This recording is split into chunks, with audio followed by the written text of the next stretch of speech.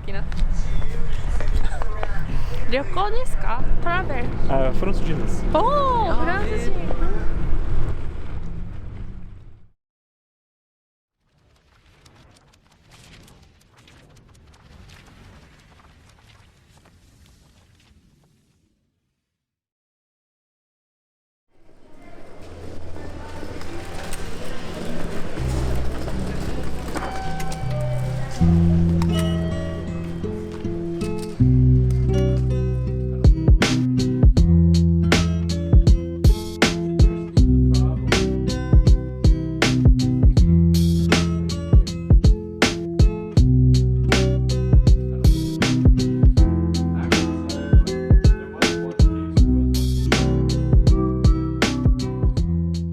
Après avoir pris un train pour Odawara, puis un autre pour Hakone Yumoto, où j'ai d'ailleurs déposé mes affaires au niveau de la guest house, j'ai pris un train qui m'a amené ici à Hakone-machi, qui est le véritable point de départ de ce day trip d'aujourd'hui.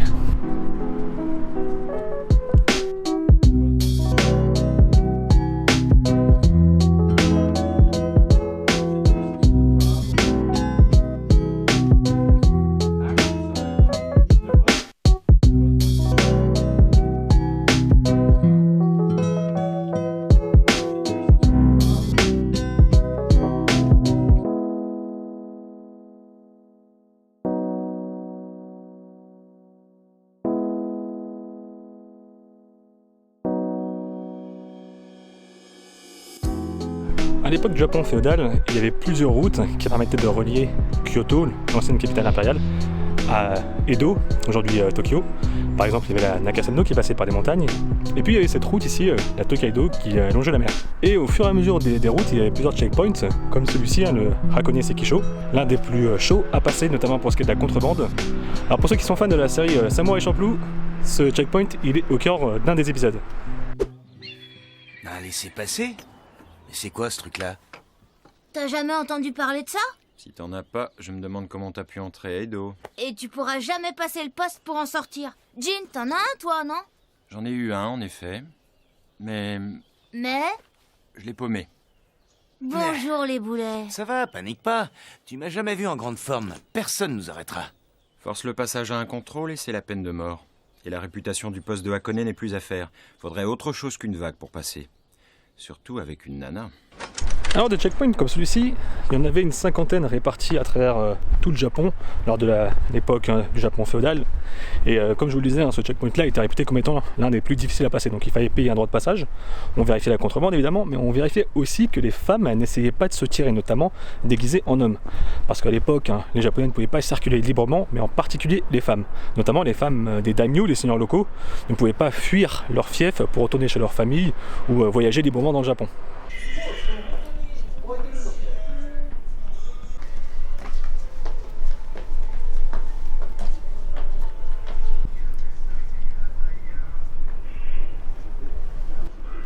Au niveau de ce checkpoint, on vérifiait parfois que les femmes ne transportaient pas des marchandises par contrebande, notamment dans leurs cheveux. Donc on les fouillait vraiment ici, en particulier les femmes, au niveau de ce checkpoint.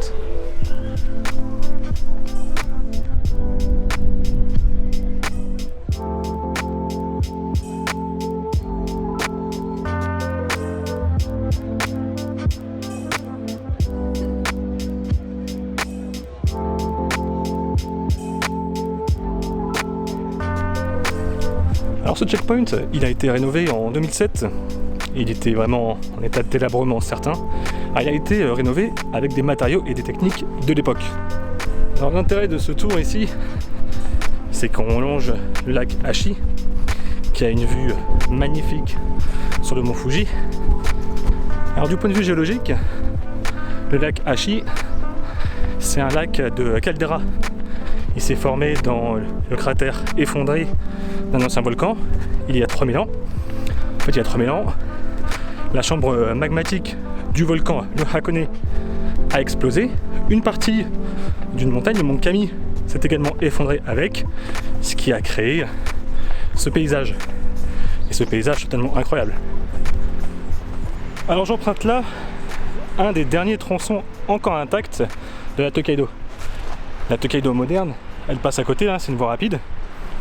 Mais il reste des petits tronçons comme celui-ci, une route pavée, où on parcourt des forêts de cèdres qui tournent tout autour du lac et qui atteignent Hakone pour ensuite rejoindre Tokyo, Edo par la mer.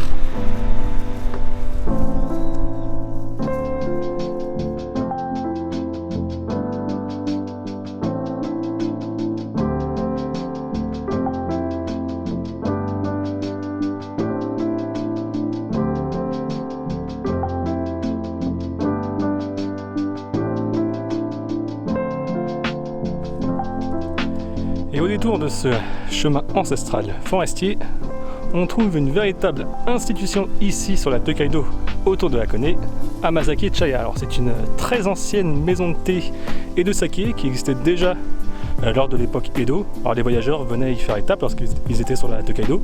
Donc moi aussi, hein, je vais m'y arrêter.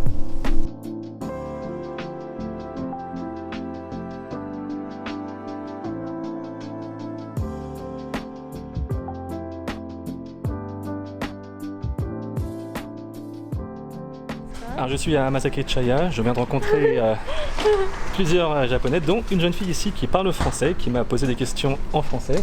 Donc c'était un véritable plaisir d'être ici à Amazake Chaya. Merci beaucoup.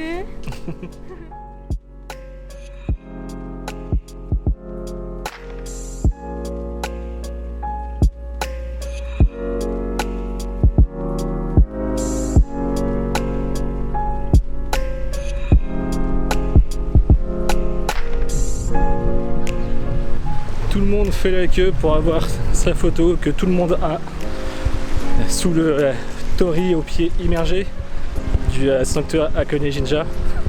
On voit même pas le Fuji hein, depuis le torii. C'est hyper banalisé comme photo. Ça dure à peine un instant en plus. Pas très intéressant.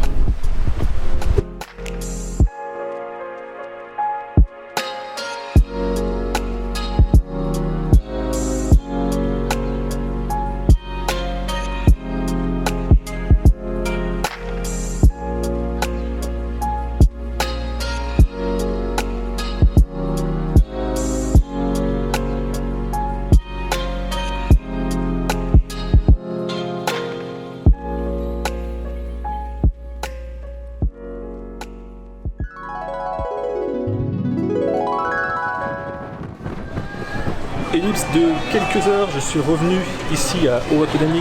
Hier j'avais pris le dernier téléphérique donc j'avais pas eu le temps, mais je voulais absolument voir cette grande vallée bouillonnante. C'est ça que ça signifie, avec toutes ces fumerolles de soufre. Alors ce qui est prenant ici, c'est surtout l'odeur d'œuf pourri, l'odeur de soufre un peu partout. Et s'il y a quelque chose à faire ici, c'est goûter les œufs noirs, les koro tamago. Alors la couleur noire c'est dû à la réaction entre le soufre et le fer des fumerolles. Et ça donne vraiment cet œuf assez étonnant. Donc on dit que si on mange un de ces œufs, on gagne 7 ans de vie. Donc on va tester ça.